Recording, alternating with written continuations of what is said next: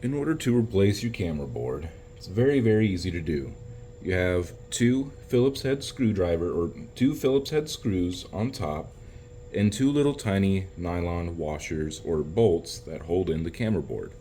So what I'm going to do is unscrew the second screw while holding on to the little nylon washer or bolt. There we go. Don't know if you can see the little tiny nylon bolt, but it is very tiny, and there should be two of these. And the reason why I have this microfiber on top of the honeycomb is to catch, just in case if I accidentally drop the little tiny nut or the screw. So now that the screws are out, the camera board can come free.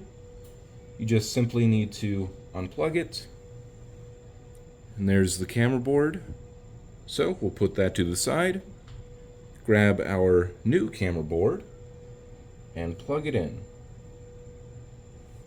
Now that it's plugged in, all we have to do is reverse the process that we used to take it out. So we will put the camera board in, line up the holes, put the screw in, grab our nylon bolt, hold it against the screw, and start turning until it catches, and then tighten it down.